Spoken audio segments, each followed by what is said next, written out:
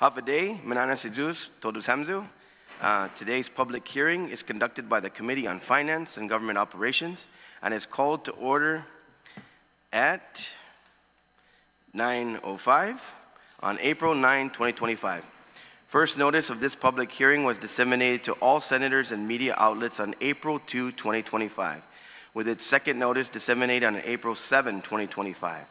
The hearing notices were also made available on the Guam Legislature's website, our legislative calendar, and the Government of Guam's public notice portal. This morning, the committee will hear testimony on Bill number 69-38 COR, introduced by Frank F. Blas, Jr., an act to add a new Chapter 16 to Division 1 of Title V, Guam Code Annotated, relative to requirements for federal funding acceptance. The committee will also hear the following bills this morning.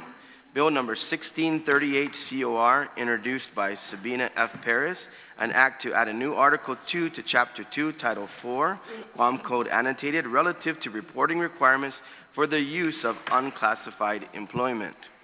Another bill by Senator Sabina F. Perez will be an act to amend 1913 of Chapter 19 and Title 1 to Guam Code Annotated, relative to procedures for implementation of audit recommendations. At this time, I would like to recognize my colleagues who are joining me this morning. Of course, we have our Speaker Frank Blas, Jr., I have Senator Jesse Lujan, Senator Sabrina Montanani, and also Senator Shelley Calvo, and Senator Telo Taitague. Before we begin, I'd like to remind everyone in attendance of the Legislature in Guahan's general rules of conduct. Individuals testifying shall first be recognized by the chairperson before speaking and shall state their full name for the record-keeping purposes. Questions and testimony shall be confined to the substance and nature of the bill or nature of the agenda. Personal inferences as to character or motive of any senator or individual testifying are not permitted. The chairperson of the committee may order the removal from the hearing of any member of the Legislature in Guam or the public audience who fails to observe proper decorum pursuant to the 38th Guam Legislature standing rules. Any violation of this general rule of conduct will result in immediate removal from the public hearing room.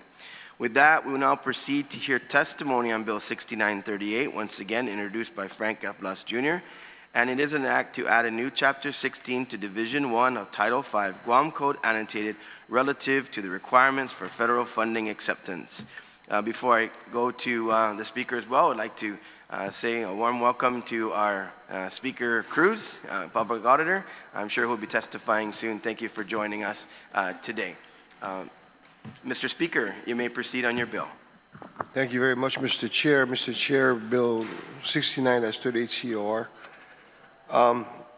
What it will attempt to be basically, all it will provide is a system and a process of being able to, first off, review the, before we accept federal funding in the forms of whether it be grants or other type programs, is take a look at, first off, how this would be able to assist, the government in being able to provide a service that is necessary for the people, but furthermore, also give us an opportunity to review what this impact, this funding, how it will impact our ability to be able to sustain these operations, basically past the federal funding,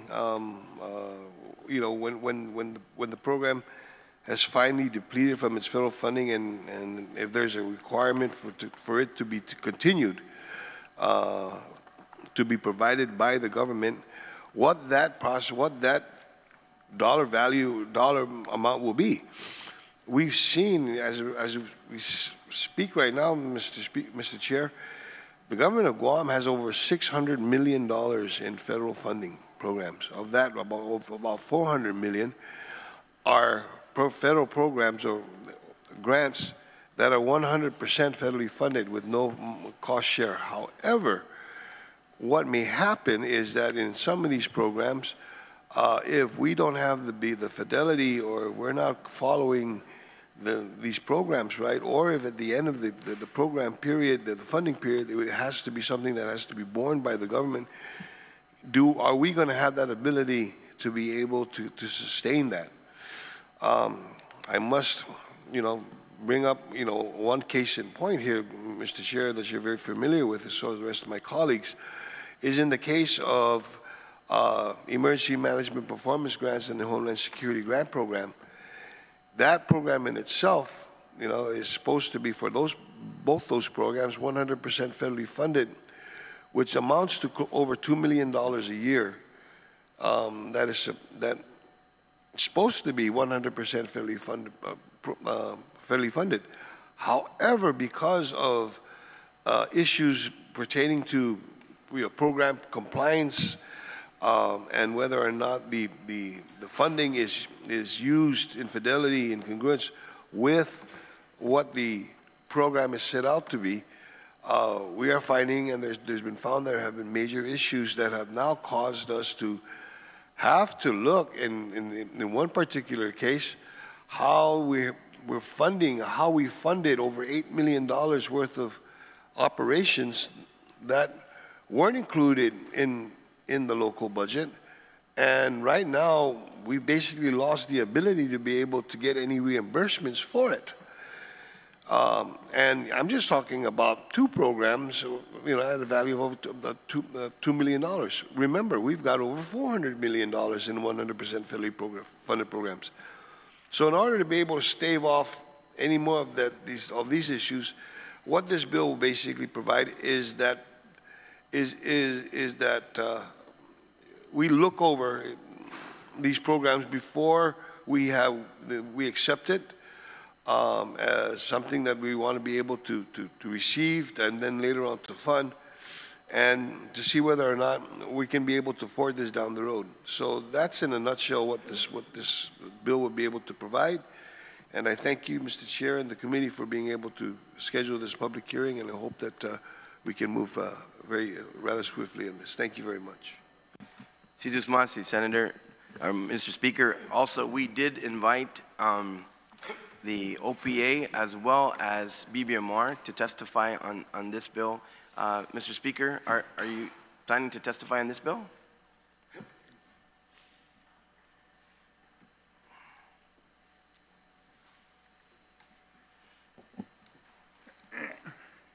Good morning, Mr. Chairman and members of the committee.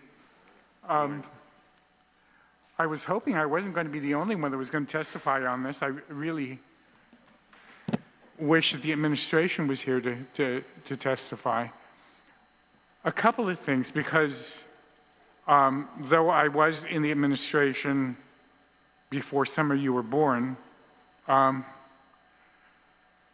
haven't been a member of the executive branch for a long time. I mean, except in this position as OPA. But I thought that there was a requirement to have this done.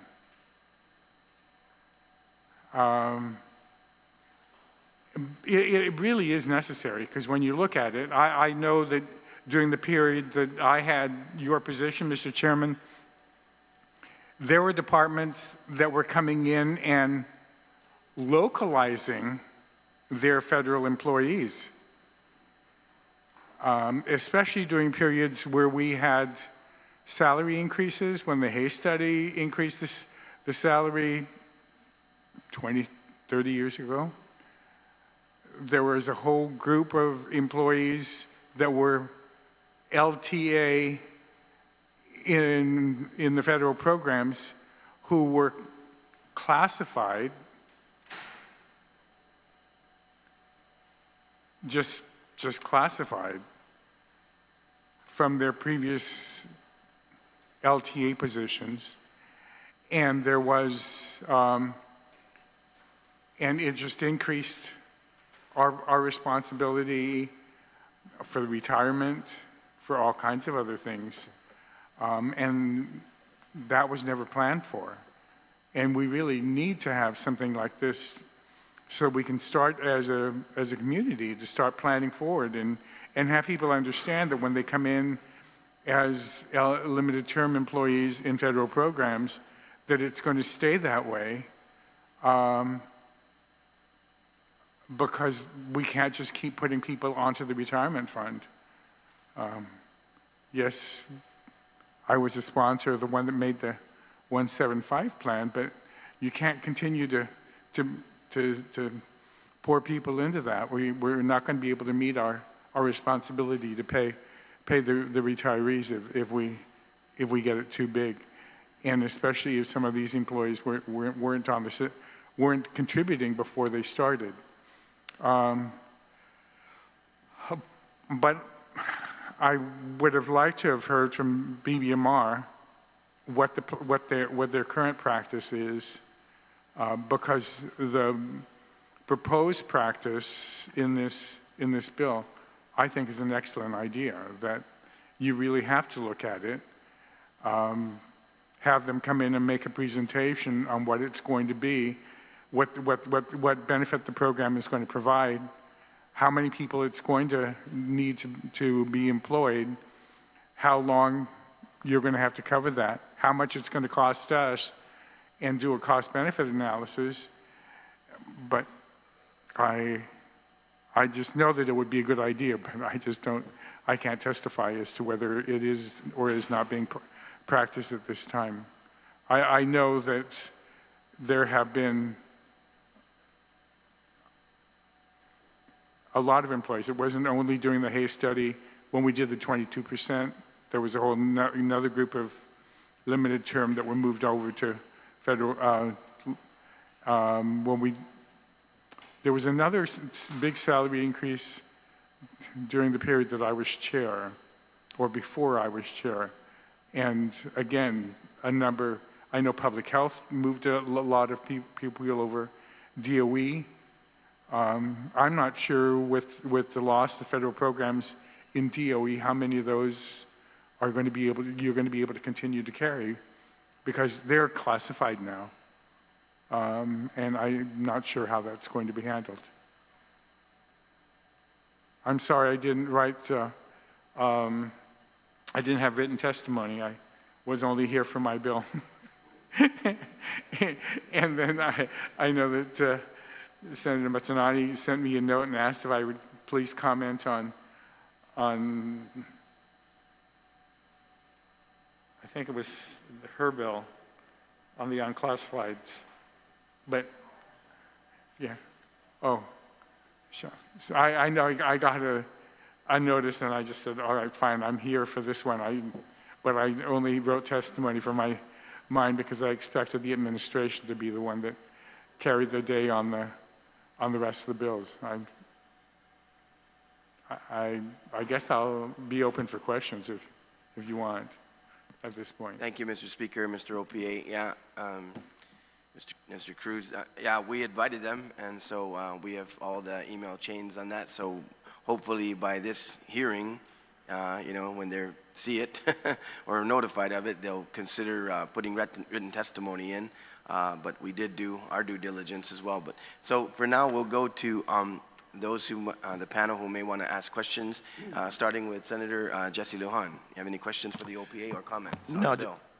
Thank you, Mr. Chair. Just a comment. Actually, I agree actually with the Office of Public Accountability in regards to common sense legislation, and a long time coming. Most especially now, we hear about, of course, the cuts that are going to be made through DOGE. That again, before we take on some grants and all that, we have to look at the long-term effect, because at times there's a cost share, but then after so many years, local government will have to take those positions on. And so, and most of them, direct that. Basically, they'll tell you exactly. I mean, you don't go in there blindly. And then, so after so many years, 5 years sometimes, the local government will have to again, fully fund these positions. So, again, more critical at the moment, because I'm sure more and more, as weeks go on, we're going to hear more and more probably wanting to switch over to the local coffers. But with that, I support this bill. It's been a long time coming, and again, it's common sense legislation, and I asked to be a co-sponsor as well, Mr. Speaker. Thank you very much, Mr. Chair. Thank you, Senator Lujan. Next to Senator Sabina Salas-Mantanani. I don't have any questions for the OPA, but you will be getting a letter from me later today regarding another issue. Just want to thank the speaker for introducing this bill. I support it. I think it's also just another example of ways the 38th Guam legislature is seeking more accountability, fiscal responsibility, and thank him again for his leadership on other issues that we've been working on. So thank you. Thank you, Senator Montanani. So we were also joined now by Senator Terlaje, as well as Senator Sabina Perez, whose bill we'll hear soon. But in the order that they've arrived, Senator Calvo, you're next. Any questions or comments? Good morning, half a day. Thank you, Mr. Chair. Thank you, Speaker BJ Cruz. And I just wanted to say thank you also to the author of this bill. I know that this adds layers of scrutiny, reporting, and legal safeguards. I don't really have further questions on the matter. I just wanted to take this opportunity to ask our speaker to please include me as one of the co-sponsors. Thank you. Thank you, Senator Calvo. And also joining us earlier and is next, Senator Taitague, for any questions or comments on the bill. Thank you, Mr. Chair, and good morning, Public Auditor. Thank you for being here and providing some insight to it, because like myself, I always thought that the Guam State Clearinghouse at the governor's office oversees some of this stuff, and if they don't, they should, absolutely. You know, we're seeing that a lot of federal funds are being, you know, taken back because of the lack of timing in utilizing the funding. The opportunities that we have for federal programs to, you know, and to participate in, I just don't want to see any hindrance. I was really hoping BBMR would be here. I did see a fiscal note, Mr. Chair, that was here, talking about their perspective. Maybe this is their testimony with regards to this bill. You know, it's quite lengthy, actually, and I didn't want to, but there is one section here. The Bureau notes that Section 2101 of Chapter 2, Title 5, Guam Code Annotated, established the Guam State Clearinghouse, who shall have the exclusive preview of the Guam level of all federal aid programs, grants, loans, contracts, contributions, appropriation, advances, direct federal development, and other federal funding sources for the government of Guam. That was just a section of it. That's what I had believed too, as well. I think the bill, of course, has great insight with regards to the importance of you know, fiscal accountability, transparency, performance metrics, fraud prevention, and unfunded mandates, and protections of local autonomy. I think these are the critical areas, the strengths of this legislation. Of course, you know, the weaknesses are a lot less. You're looking at administrative burden, of course, the cost to oversee this, risk of missed opportunities, and potential for overregulation. So I just want to make sure we're not duplicating here, but we're actually putting some feet, you know, fire to the feet, per se. We also have to look at, you know, other areas in the government, not in the government of Guam, but nonprofit organizations that, you know, get federal funding from grants. And then with all the things drying up these days, or grants are not being renewed or even entertained, we're getting these nonprofit organizations looking to the government of Guam to sustain them. And that's going to be an issue, a big issue, especially since we don't have preview over those nonprofit organizations doing an excellent job out in the community, covering areas that the government of Guam has fallen short, providing services to those most needed. But we're in a predicament. So I think being fiscally responsible, this is a beginning.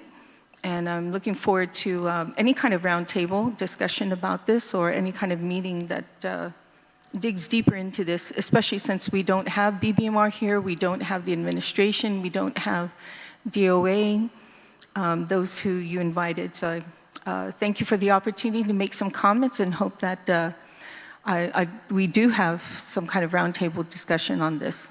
So thank you, Mr. Chair. Sidus Masi, Senator Taitague. Senator Terlaje, you recognize. Sidus Masi, Mr. Chair and Speaker, for testifying today. So in the BBMR's fiscal note, they say that the clearinghouse, this is might be duplicative of some of their requirements under the Guam State Clearinghouse. Do you think the Guam State Clearinghouse has purview over the grants that are given to the Guam Department of Education? I'm not sure. Are you aware? Yes? All right. And then on the bill, it requires that Guam participate in the Do Not Pay program with the U.S. Department of Treasury. I'm not that familiar with this program. Is there a cost to this that the agencies are going to pay out of their grant money? And will there be a delay then in using the money? Or is this already required for all federal grants that they go through that? I'm sorry, Madam Speaker, Senator. I'm not familiar with it. That's why I was hoping the administration was here. Okay. All right, it looks like it's a Treasury program, but it's not clear to me whether our payments already go through there or, as part of the Treasury, or we have to mandate that they do. And then, so on sections 1606, it talks about an eligible entity who makes improper payments under this Improper Payments Elimination and Recovery Act of 2010. That's a federal statute. They'll be liable. And I'm just curious as well as whether we are already liable under that statute or we have to say by local statute that we will be liable under that federal statute. I'm not sure how that works either. Are you? I'm not familiar with that. I would have thought that someone had to be liable for it. I think so. But we've not been holding anybody liable for any of the improper payments. We already have improper spending. You can be liable under the government of Guam for improper spending, and then probably under the grants. I'm sure it's part of grant documents, but yeah. I'm curious who is the entity, right? So when we talk about an eligible entity is going to be liable, it also says they will be subject to civil action. Are we talking about the agencies? Because that's the agencies we're talking about here, an eligible entity. Or are we talking about individuals? I don't know. I think we have this issue here on Guam too. Who's going to be held liable? Are we going to use our funds? Or do they get to use their agency funds to defend themselves? That type of thing. Well, if you allow me, I can go ahead and answer to that. Please. These are actually affirmation of already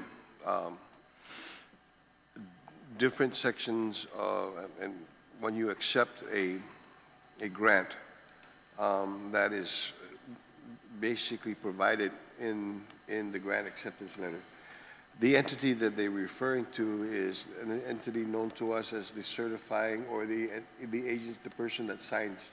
There's a personal liability to signing that. All right. Is this more different, I guess, than our current liability for CFOs? No. Okay. It just affirms that. All right, thank you.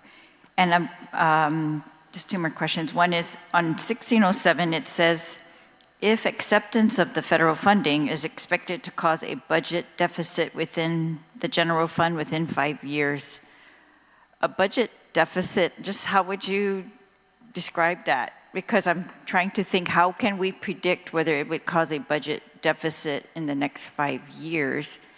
It might cause that we need to pay general fund, but would it cause a budget deficit? I mean, I'm thinking a deficit is that overall after the audit conclusion, or am I wrong? I would have to defer to the author. I did not write it. If you look at the process, ma'am, prior to the acceptance, there's a number of different, I guess, studies and reviews that need to be taken into consideration. And if in that process you find that there's going to be such as in the case of grants that are initially 100% funded, then with a declining cost, or a rising cost share towards the government, what is that anticipation, and can that agency be able to sustain that at 100% funded by the general fund, whether it would cause a deficit on what they currently are getting in the program? All right, I understand. Thank you. I guess if they use their current allocation, then they could make a determination for immediate, but it's just hard to predict. So on Part B of that same section, talk about school mandates, and they cannot accept federal funding that mandates a school to teach specific program, topic, subject, curriculum, or standard. I just want to know, do we currently receive funds that do that? For example, would you describe special ed as one of these programs or anything like that? Unfortunately, ma'am, ESL. when I wrote this piece of legislation, DOGE was not even in existence, and some of the current executive orders or mandates provided by the president weren't even published. And so, as we can see, there are already targeted some programs that, I'll just say it, like DEI, okay? And whether or not, there is a restriction to that, and if that funding goes against those mandates or any local mandates that we got, then that's when you don't accept it. All right, yeah, so that would be my only concern, is whether we have programs that would fit into this category, such as the ESL or its special education program. With regards to those social programs, no, those are not intended to be touched. All right, and then my other question is whether this applies to the judiciary. So it says the agencies, but because I'm thinking about the federal funds that we received in order to start off those pilot projects, like the drug courts and the DUI, the other courts, the veterans courts maybe, whether, I know they take them kind of on an experimental basis across the nation, and then they decide whether they're going to continue funding, and often they don't continue funding, and it's Guam that picks up the cost for those programs. So I like that all the reporting in this bill is going to make us better able to decide to continue that, and that it will be more clearly a decision by the government of Guam whether to continue or not, as opposed to like a default hidden continuation borne on the general fund. So I appreciate the intent of this bill very much. I'd just like to have those particular questions resolved. Sizos Masi, Mr. Chair, and to the author of the bill. Sidus Masi, Senator Terlaje. Senator Borja, do you have any comments or questions?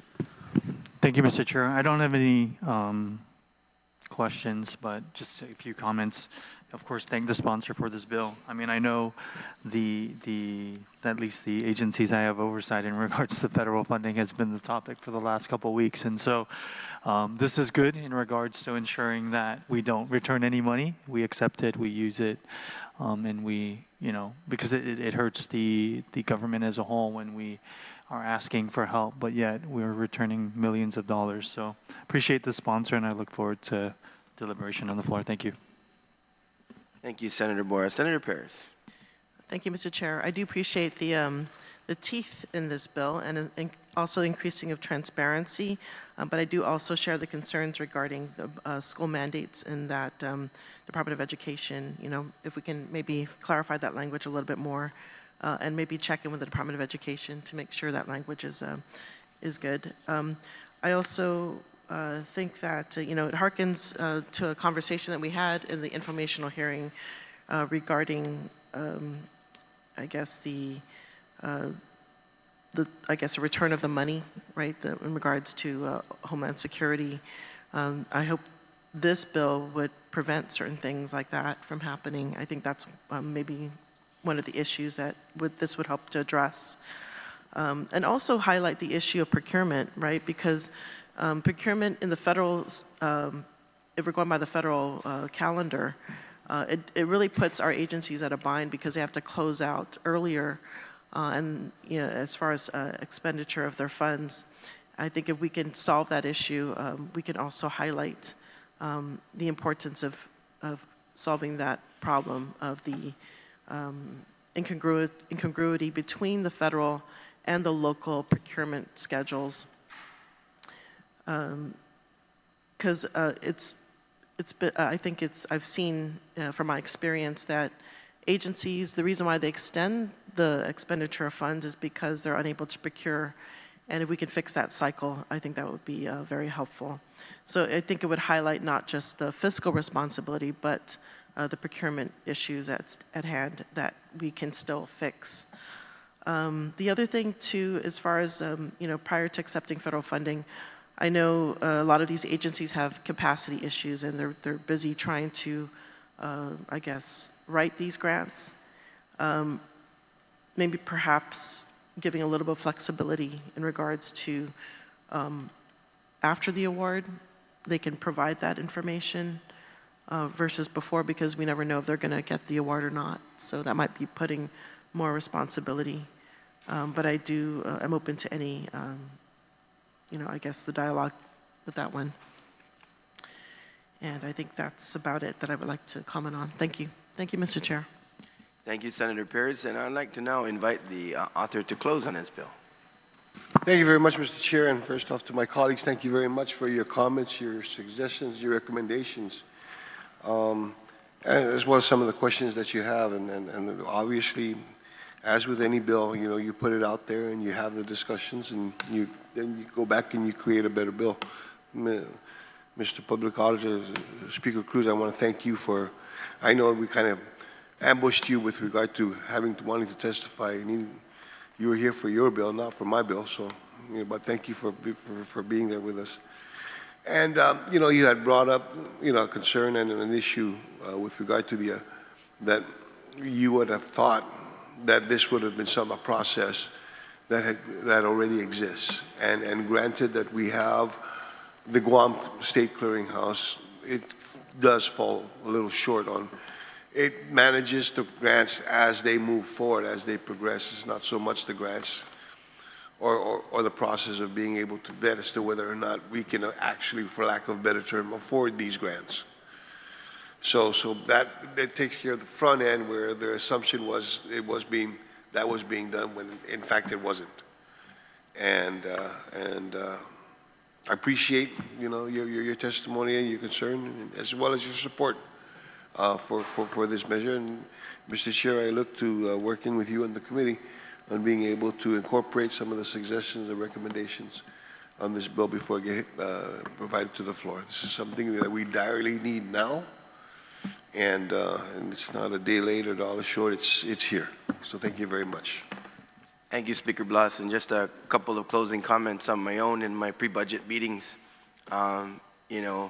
There already are a couple programs that have not received their solicitations.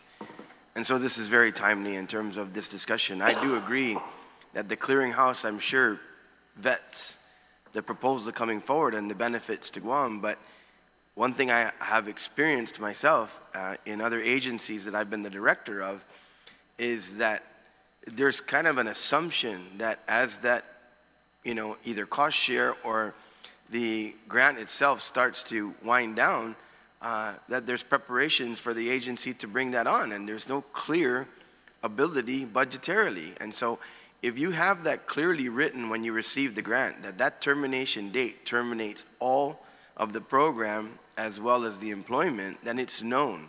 That's basically clear that the agency isn't obligated to try to, if it loves the program, then fine. You need to start putting in, your request for local appropriation for it because it's working and it's effective. But I notice a lot of these grants, Mr. Speaker, that what you're asking for here, I think really is a clear line of delineation. If the cost share goes down and we're not able to afford it, we might not be able to take the grant, and that the grant terminates, the grant terminates. And your ability to assume the program or any staffing or requirements or materials is going to be subject to you clearly delineating that, and I think that's probably one of the main missing components. So I look forward to the discussion and the advancement of this bill, Mr. Speaker. So with that, we're going to consider Bill 6938 having been heard. And so now we are moving on to the next bill on the agenda, which is Bill number 16-38 COR, introduced by Sabina Flores Perez, Telo Taitague, Therese Terlaje, Chris Barnett. And this is an act to add a new Article 2, Chapter 2, Title 4, Guam Code Annotated, relative to reporting requirements for the use of unclassified employment. And as before I go to the author, I want to mention once again that we did make multiple email requests for the appearance of Department of Administration. So with that, Senator Perez, you're recognized on your bill. Thank you, Chairman Duenas, for scheduling and also rescheduling the hearing on this bill. I did get text from Director Byrne. He's in a meeting, but he'll be coming here afterwards to testify. So Bill 16-38 aims to strengthen transparency and accountability in government hiring, specifically by requiring biannual reporting of hiring unclassified employees and for classified positions occupied by unclassified incumbent.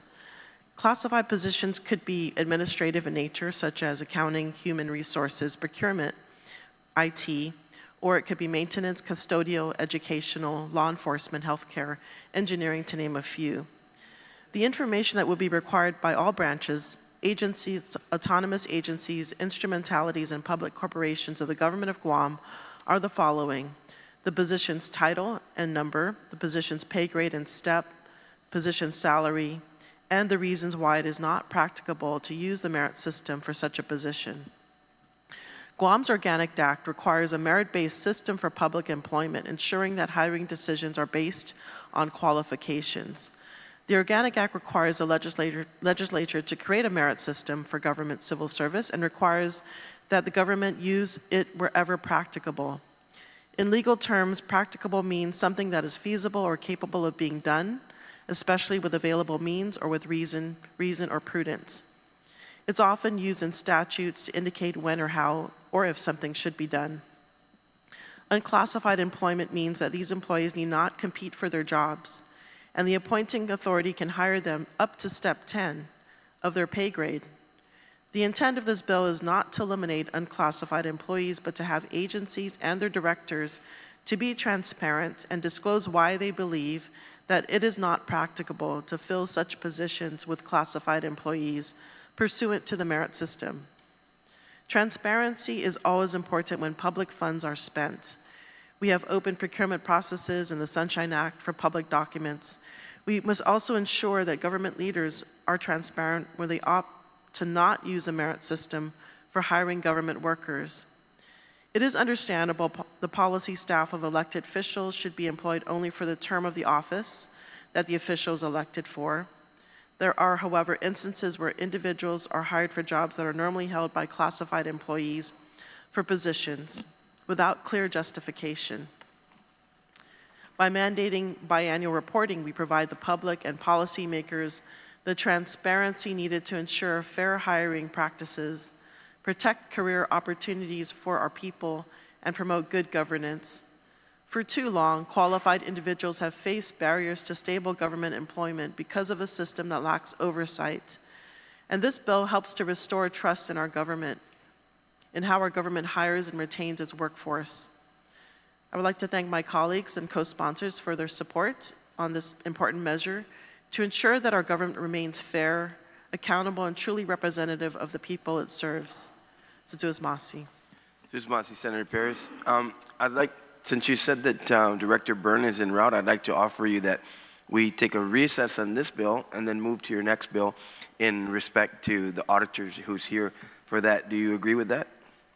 Yes, I do. Okay, so we will now consider this bill having been in recess for this morning while the Director of Department of Administration is en route, and then I will now reconvene after that recess to hear the next bill on the agenda.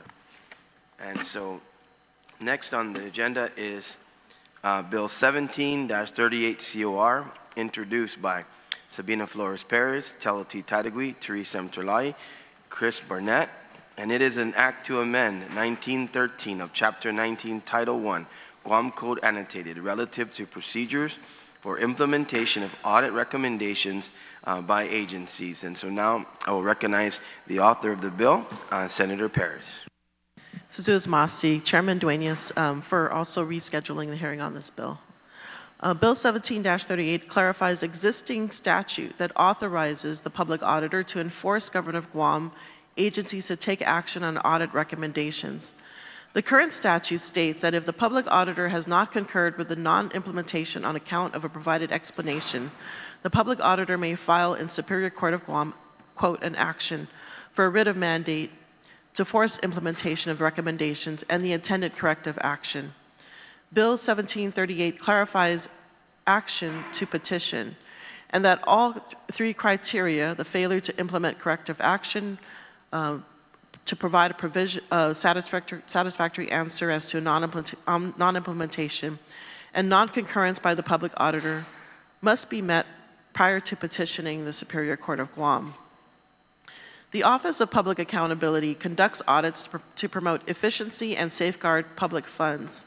And this process provides the government entity who's being audited an opportunity to respond to the findings and to provide input on corrective action.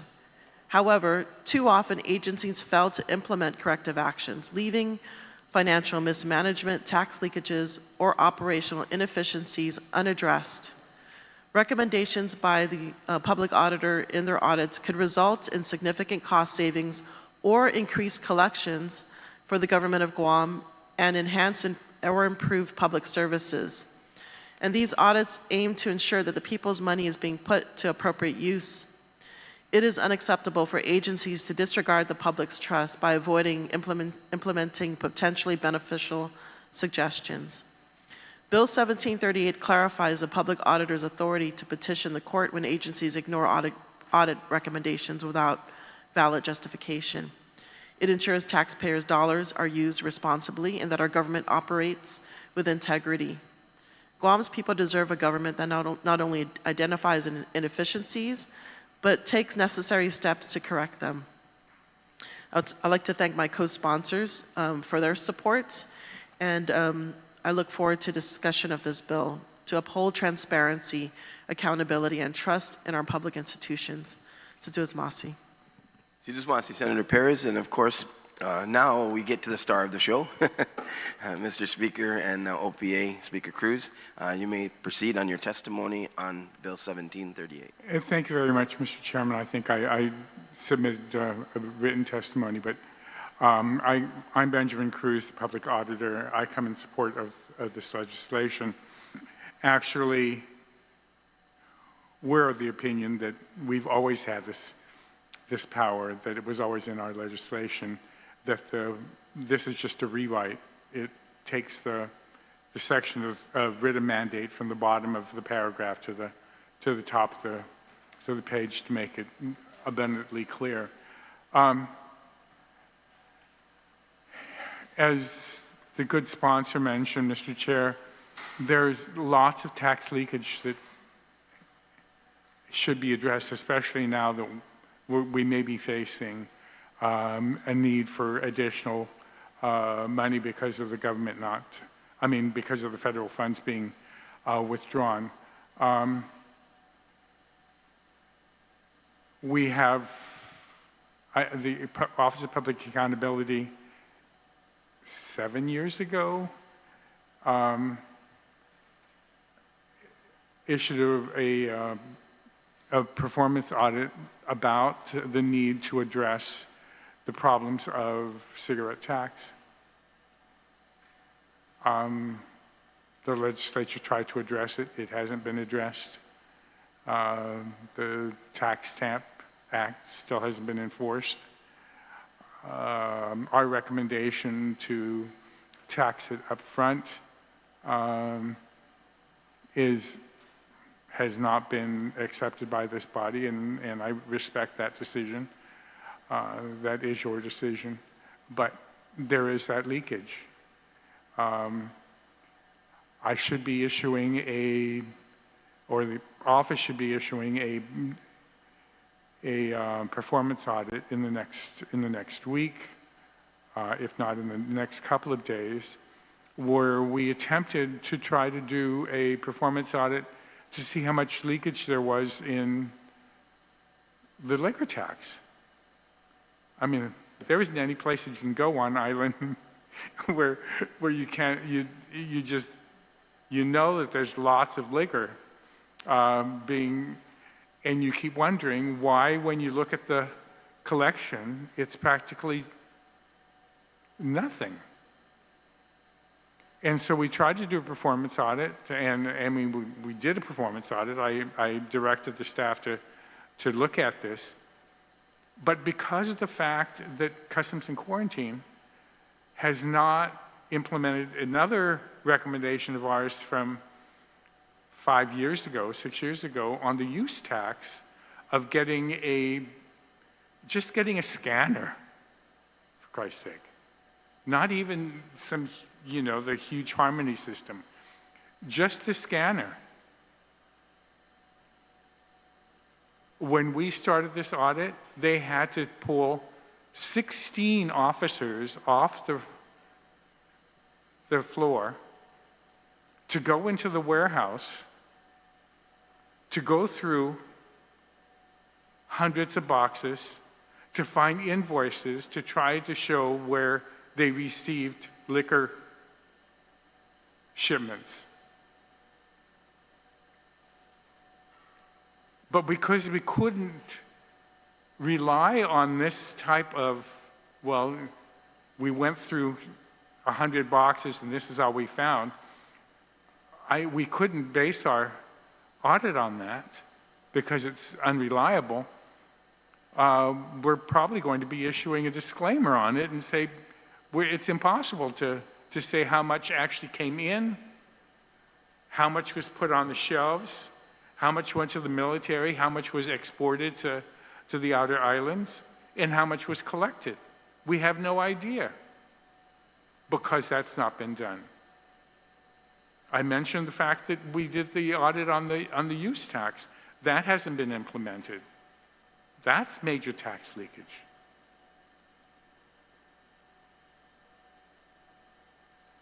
All we want to do is to be able to say, to His Honor or Her Honor, we've made this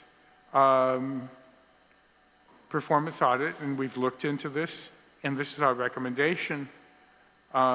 Is it possible that they could be directed to do something? Maybe not the Harmony system, but at least a scan. Just so that when we go through it, we can at least do a word search and be able to find documents that say liquor on it. But nothing. And now, as I understand it, the grant for the Harmony system has been lost. And that's not going to happen. And so, are we going to go through another decade before we don't address this liquor tax? I mean, all of us that are drinking, we're paying the tax, but is it being collected and being addressed and put into our tax revenue? I don't know. I can't say that we are. And so it's just a couple of things like that that we'd like to be able to start doing this. Just ask. And I know whoever is, that every administration will probably be opposed to it. But the thing is that at some point, you can't just continue to, maybe I'm going to recommend my abolition, but you can't continue to have an office that issues these reports and everybody just chucks it and says, nice, because you heard me a couple of times. I'm asking, please read the reports. There's all kinds of things in them that could be helpful to making decisions and pointing out where there are problems. But if people don't read the reports, then they don't see that. I want to thank the speaker for finally introducing legislation as it relates to the charter schools. You saw in the most recent audit that we released on the charter school, the financial audit admits that they just wrote off a $490,000 obligation that they had to a contractor for a couple of years ago, and that they wrote off another 400 to another contractor, and they're walking away. But now they're planning on building a $10 million school. And it's like, whose obligation is that going to be if it fails? I know you were talking earlier about the federal programs and nonprofits. They're not our problem, but there's an issue about these charter schools that we created. And if we don't address it and make it clear that the obligations that they sign is their financial and their fiduciary responsibility, there could be question. And the good Senator Sabina was talking about the problems with purchasing. The principals at these charter schools have more power than the director of administration, because he has to at least have the governor and the AG look at any contracts he signs. And so do I. But a charter school does not. It's frightening. But I'm glad that some of you are reading it, but please, in all of the audits that we issue, there is a reason for it, and we're just trying to get somebody's attention to please address the problem, because it's festering, and hopefully with the writ, we can at least attempt to, the courts may say that it's a violation. I mean, we're seeing that in the States now, where the courts we may not have any authority, that the executive is supreme, imperial, but at least we can try. Thank you, Mr. Speaker and Mr. O.P.A. Cruz. I'd like to welcome Senator Gumatauta for joining us as well. Would the author like to ask her questions now, or would you like to close? Okay, so I will go in the order of arrival. So Senator Lujan, you'll be next to discuss any thoughts or questions on Bill 17-38. I'm good, Mr. Chair. Thank you very much. Senator Sabrina Salas-Montanani? I have no questions, thank you. Okay, Senator Calvo. Buenas again, happy day. I really don't have any question, but I do understand that this bill is a necessary step toward ensuring that audit recommendations are not just noted, but acted upon. So I just want to thank the author, and again, I wanted to request for my name to be added in the bill, possible, and thank you, Mr. Chair. Thank you, Senator Calvo. Senator Taitague, you're recognized. Thank you, Mr. Chair. Good afternoon, Public Auditor. Thank you so much for being here today. As you know, I'm a co-sponsor of this legislation. We tried to introduce this bill in the last term, but it was vetoed by the governor with some concerns. And the author of the legislation assured by taking out that section of concern would be not in this legislation. However, I do have some questions for you. And considering your background as not only a senator, but a lawyer, but a judge as well, as you deal with, those areas in your life. On the judicial, well, the first question I have is on the legal and constitutional considerations. In this particular legislation, does the bill infringe on the executive branch's discretion in implementing audit recommendations?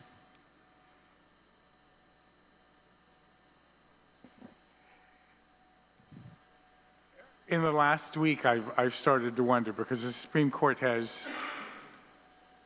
the U.S. Supreme Court has in recent days issued opinions that have given the president substantial powers that many of us thought weren't there, or that the courts could tell them that that you couldn't do certain things. And so this is evolving of where the separation is and whether or not there really is a check, and if the check is still alive and well 250 years after. So do you think there's going to be any legal constitutional challenges regarding separation of Oh, I'm powers? sure there will be. Okay, in this legislation, okay. On the judicial and the administrative impact, has the Superior Court of Guam been, consulted on the potential workload impact? Have you spoken with them at all, with the courts? Oh, no, I don't talk to them about any, and I don't think they would discuss with me potential cases and issues that would be highly improper. Has other U.S. jurisdictions also implemented similar enforcement mechanisms for the public auditor's compliance? We all have, and until this last 3 months, I thought there was, but the U.S. Supreme Court is surprising me every day. Okay. Well, I think Bill 17-38 is definitely a strong step toward government accountability and ensuring audit findings are taken very seriously and acted upon. So, however, its success depends, on clear guidelines for compliance and timelines, legal challenges, and enforcement mechanisms. So, a potential compromise could involve a tiered, enforcement approach, and starting with administrative measures before resorting to court action. So, I mean, this is at the beginning. We talked about this last time in the previous legislature, and we talked about the cost associated with this. But most especially, a lot of people don't know that it's the, manpower, and then that's very difficult, that every agency is having a hard time trying to fill to cover all the responsibilities in the agency. So greatly appreciate your time here today, and look forward to the passing of this legislation. I guess we'll come to that corner when, if the governor has it and doesn't sign it, then we will have to come back to the drawing board, but there needs to be something that's put in place to assist you. So thank you so much, Mr. Chair, for the opportunity. Thank you very much. Excuse me, Senator Taitague. Senator Terlaje. Sejos Masi. Thank you for your testimony. I support this bill. Of course, I'm a co-sponsor, but just wanted to ask, so has, you say this power has been with the public auditor and the governor agrees. Has it ever been used, this writ of mandate? No. None. In the veto message, the governor says that she has the final authority, and but that the public auditor can go to the court and ask for implementation. Do you see this as an urging that you're going to be making to the court, that they urge implementation, or that there is some mandate? What would be the mandate? Like loss of taxpayer money, or what's it? How are we going to force that? Violation of the law, or implementation of a new system?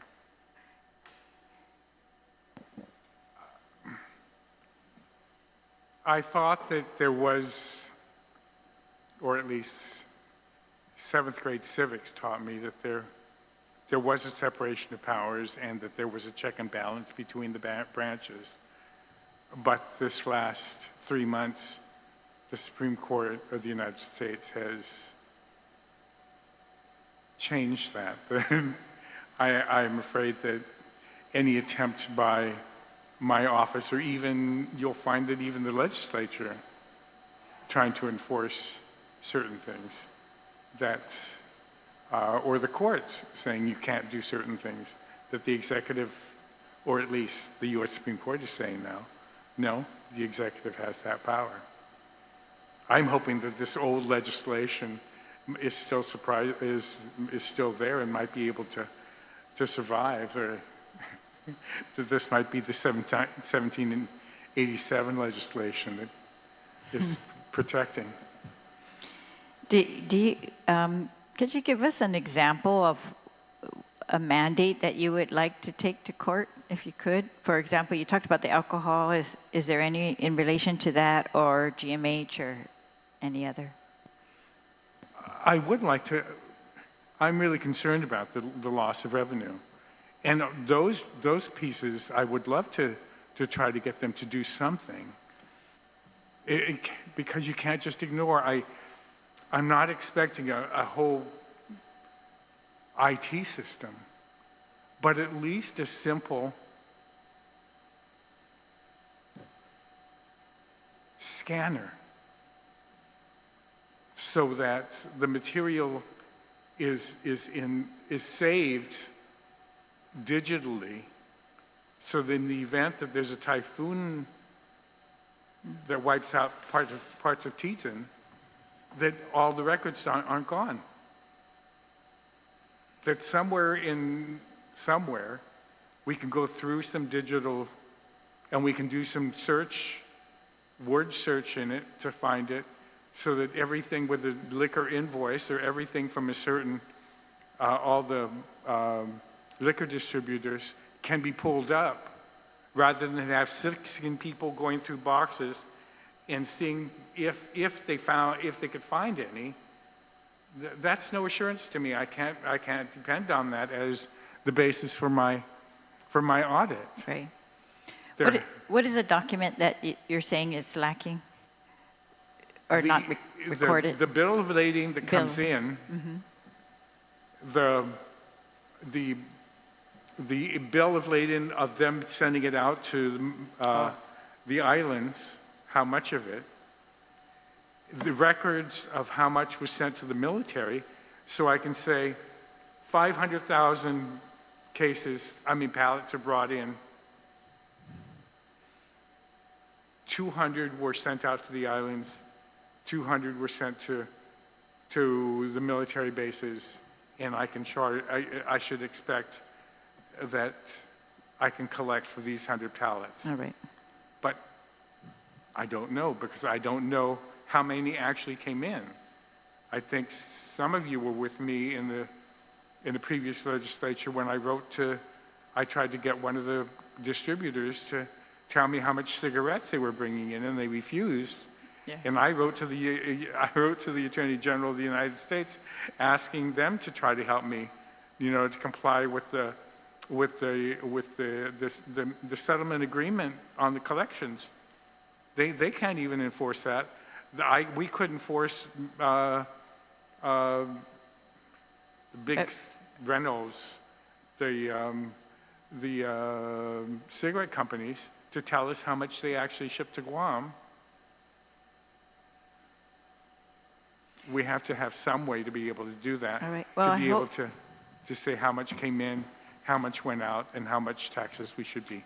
Well, I certainly support this and that power, and that I hope that you will try it, and let's see. So thank you very much. Thank you, Mr. Chair. Yes, Masi, Senator Terlaje. Senator Gumatauto, you're recognized.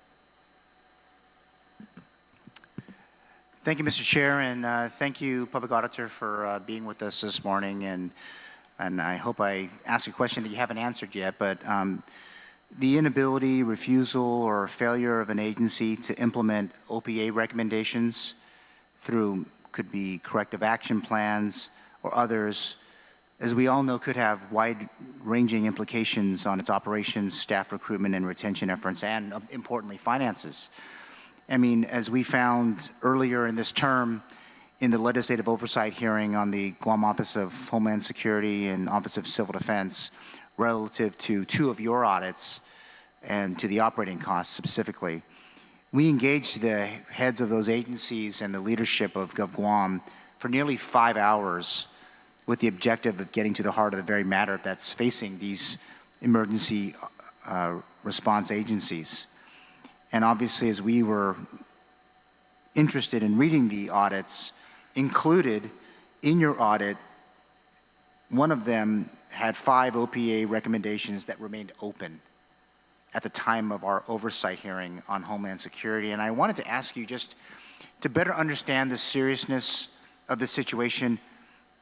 I know that your team's not here, but you might have a round number, but how many OPA recommendations have yet to be implemented on the average, and how many weeks, months, years have they sat idle? And it could, I'm sure it preceded you too. It would be probably in the hundreds, because we do also prepare performance audits, well, compliance audits, where we have, and I can't remember the number now, and maybe Jarek might be able to help me, where we go through all the previous performance audits. We've done several of them. And we issued one a few years ago. In January 2023, and we looked at the performance audits that we issued between January 2016 and October of 2020. December 21 to December 21. And we looked at all of them. We contacted all of the departments, listed, said, we did this audit of your department. We had these list of audit findings and recommendations. Which ones have you complied with? Which ones have you not? And we wrote it up. And we have another one that I have a couple of staff sending out hundreds of letters to the departments, again, trying to remind them that we did do this for a purpose, and hopefully they'll do something. And if they don't, when that new report comes in, maybe I'll test out this power and see whether or not I can get a couple of them to do something. But we send them reminders, but we can only send reminders. And no, thank you. And, and I'll just stick with... Jarek was... I'm sorry, go ahead. I just want to clarify. So, please recognize yourself for the record. I'm sorry.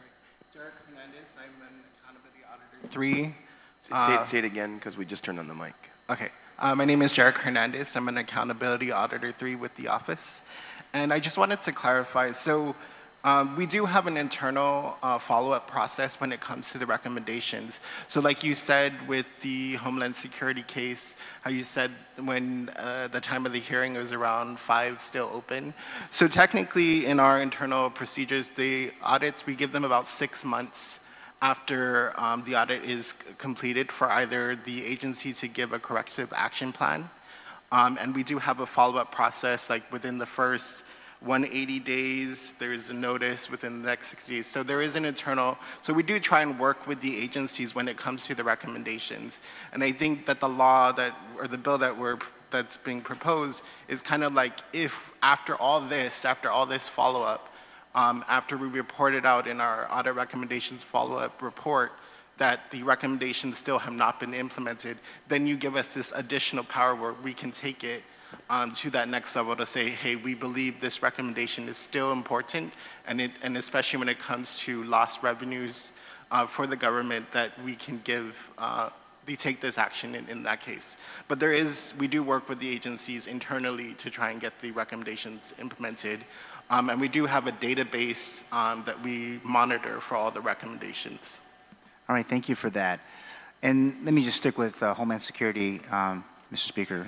Recognizing that in the case of Guam Homeland Security and Civil Defense, where the OPA's findings highlighted $42 million in expenditures that were requiring additional documentation and review, I know maybe not so much for them, but what information is available regarding the financial liability we face as a government, at least for the last 5 years, as a result of agencies just failing to implement either action plans or recommendations that you set forth in your audits? Do you have like a round number?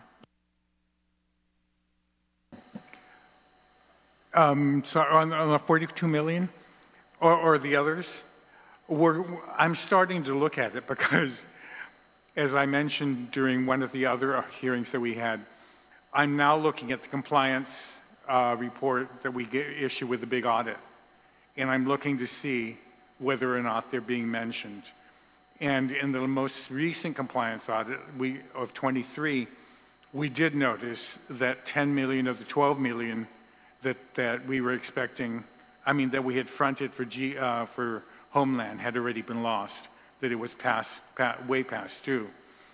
But the other question that wasn't being asked by any of us at the hearing of Homeland Security was, yes, they have a corrective action plan going forward,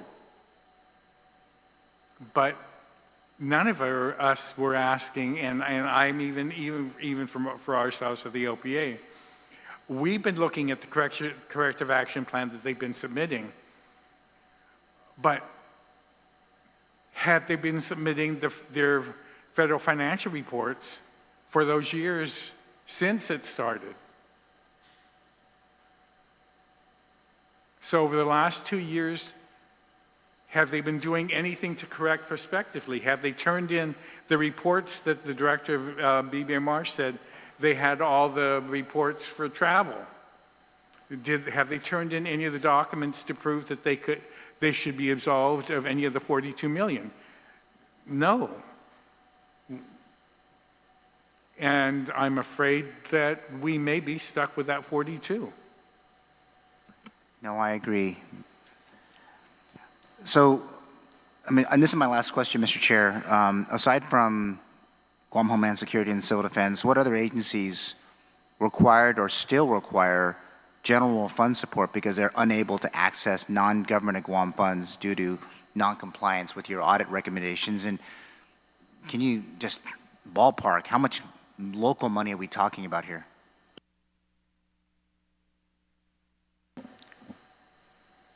Unfortunately, within the last few months, it's exploded.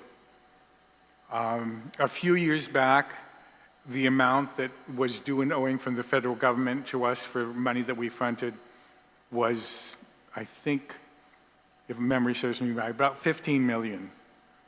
Then it went up to 33 million. In the 23 audit, it went up to 55 million that was due and owing. How much is in the 24? I don't know. And how much is in the 25 would be even worse, because this year, there's even lots more that we fronted for, I believe it was, I think Senator Boris gone, but he may know more about what's happening at GDOE, about how much money that they spent in anticipation of some money that's coming back, that they were hoping to get reimbursed, and now the director, the Secretary of Homeland Security, of Education, has said, no, I'm clawing back everything. And so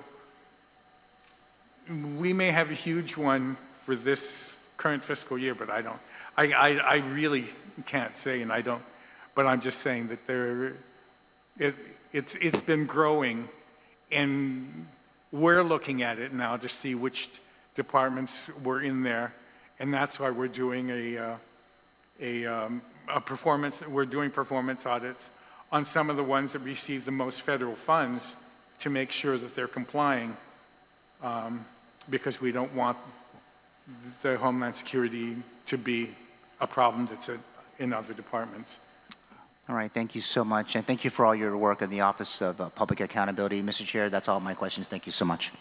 Senator Gumatauto, in our meeting with the congressman that he gave us a courtesy of several days ago, aside from the clawback of the ARP, DOE is holding their breath on 54 million that they had used prior, and hopefully it was going forward on the 108, but because they had already submitted everything and we're just waiting for the review on the 54, man, it's Holy Week soon. A lot of rosaries need to be said, because that 54 million is hanging in the air right now. So with that, Senator Perez, would you like to close on this?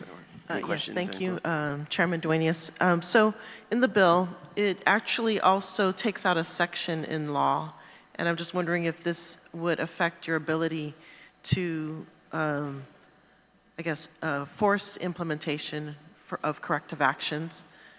And so in the law, in section 1913, the part that was struck out and which was also addressed in the governor's veto, it states, nothing in this section shall dilute any authority granted by law or rule to Imagahaga or Magalahi, the Committee on Rules of Legislatura, or the Chief Justice of the Supreme Court of Guam, to exercise their managerial authority in their respective branches of government. And so by restoring this, would this affect your authority?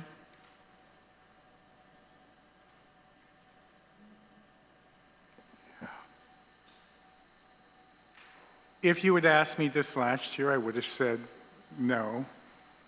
But because of the last few months with the U.S. Supreme Court decisions, I'm not sure if we can do anything. We're finding the U.S. Supreme Court saying there is an imperial presidency, and we may discover that we have an imperial governor also. Well, it'd be an imperial executive. Okay. And then do you think requiring agencies, I know you already publish the audits online at the OPA's website, but do you think requiring that of the agencies to also publish that on their websites, do you think that would be advantageous? It wouldn't hurt. I think, publishing it anywhere helps, so that if people don't look at our website and they're just concerned about their website, just the specific department,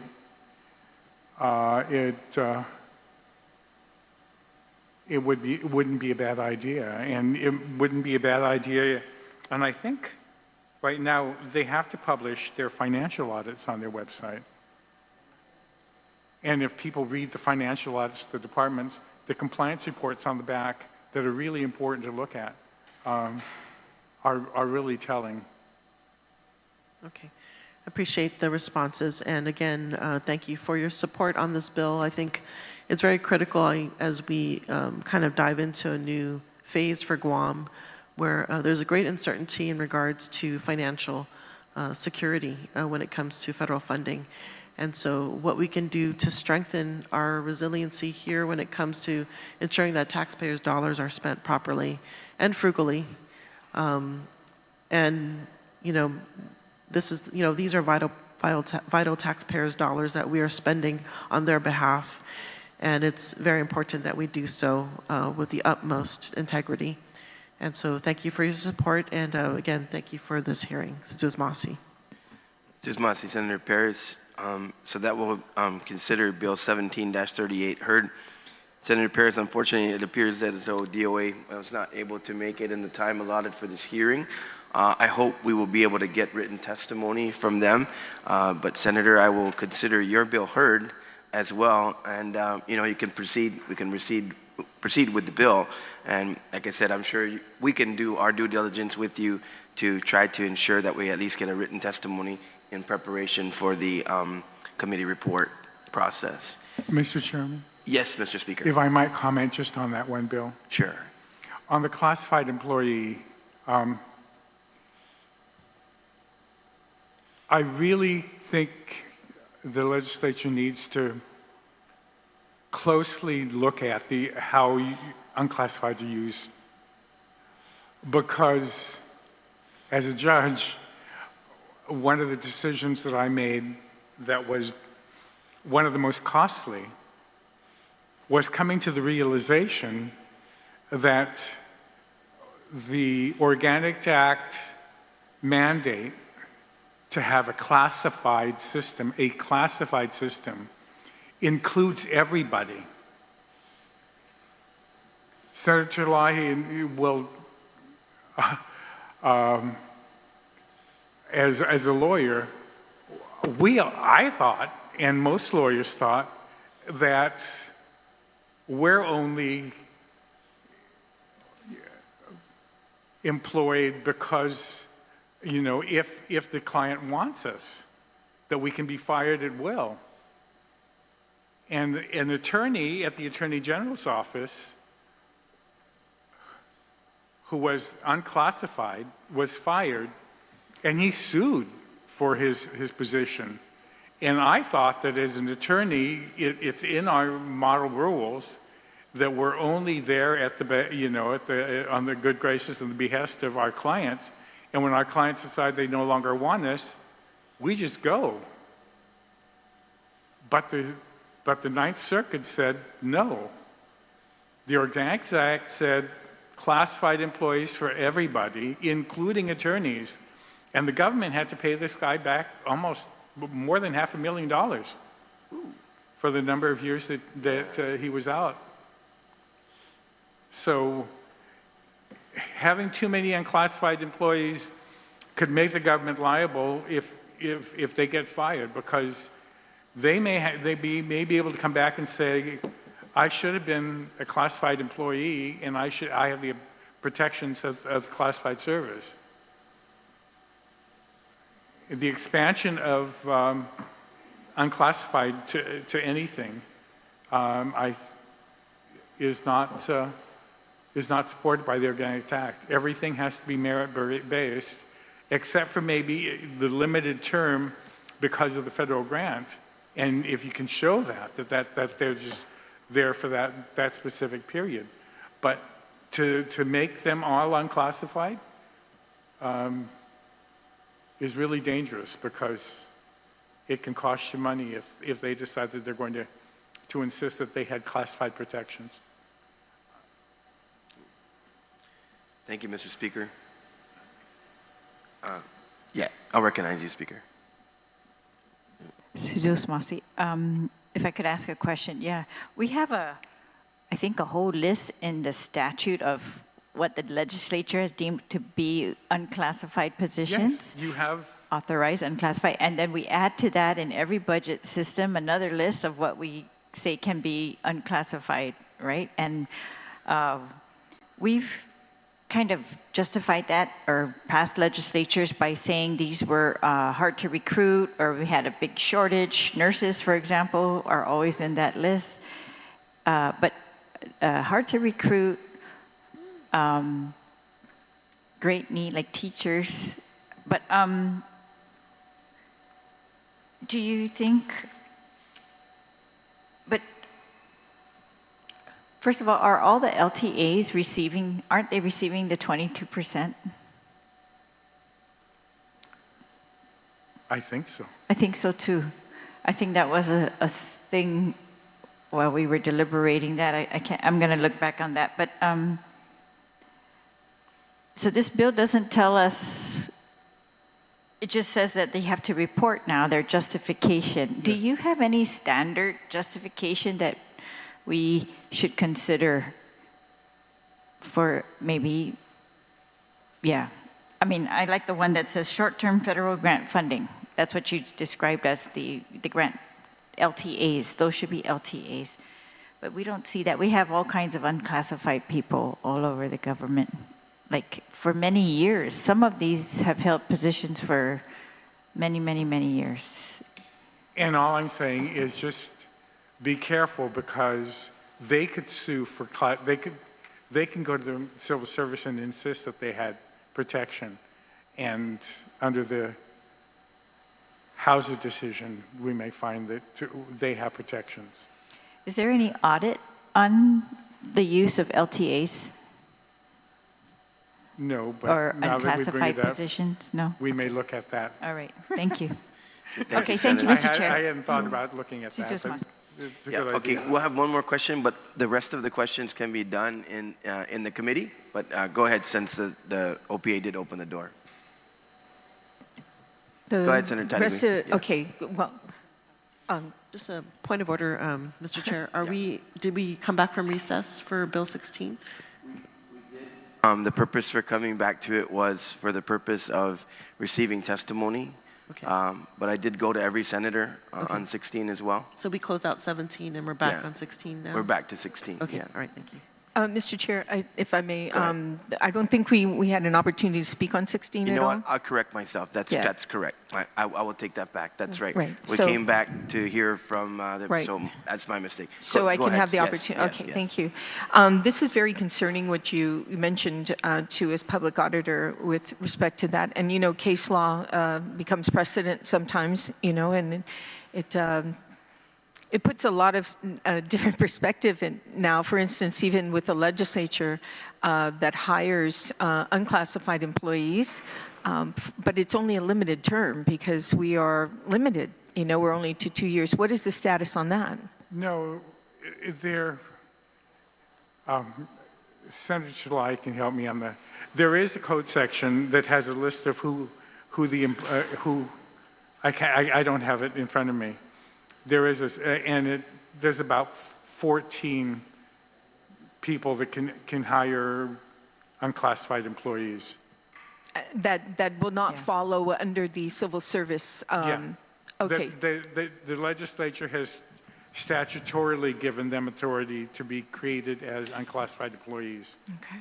And this is in the Organic Act of Guam as well, to justify the Organic Act, Mm. and then the local legislature has said that for purposes of these people, special, the governor's office and a couple of other Et cetera. places. But it should be limited to only those that are in statute. But after the House decision, I'm not sure how broad anybody wants to read it and say that anybody that gets hired, it could be your niece that you get hired, and then you fire her, and then she says, I have classified protection. Mm-hmm. Well, I do know that you had an opportunity. Thank you for actually speaking a little bit on this. It's good information to have. But did you have a chance to look through this bill at all? Fully had a chance? I know you glanced to. No, not really. I just saw it and I read it, but I just wanted to warn everybody that the House's decision is out there, and it includes everybody. If it includes attorneys, which I thought for sure I was safe on my decision, and I got reversed and made to pay $500,000. Okay. I do have some concerns, and I want to bring it up here in the public hearing so that, whatever markup meeting that comes with regards to, making some amendments to this legislation, I'd like to make it clear that, if the agency fails to comply or misclassifies positions, wrong information, that the bill, could.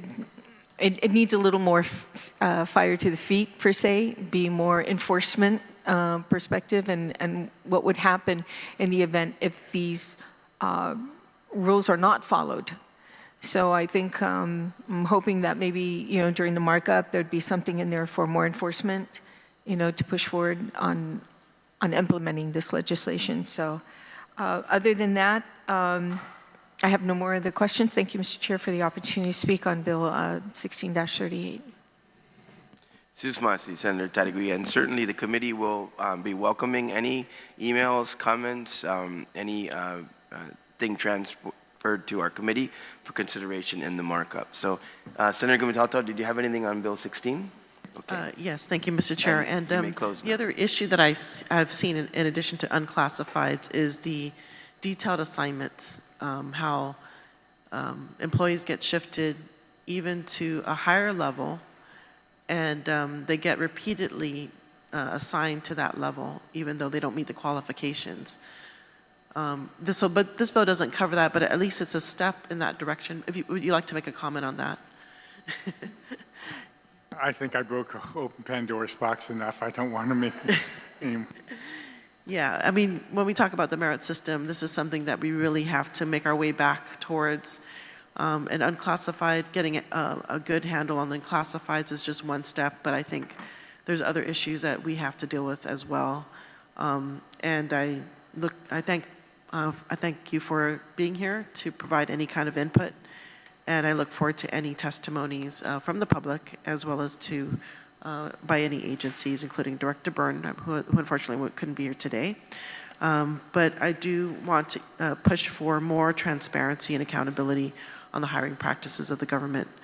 Because, you know, really, who hurts too is not our people, but also those employees that are doing the hard work, and seeing the missteps by our agencies that continue to do, you know, these hirings, or you know, and unfortunately it happens a lot of times where the individuals that are hired are being trained by those that are already in the system, only to see that they're getting paid less than who's being hired. And so, you know, it's really an injustice to the civil service.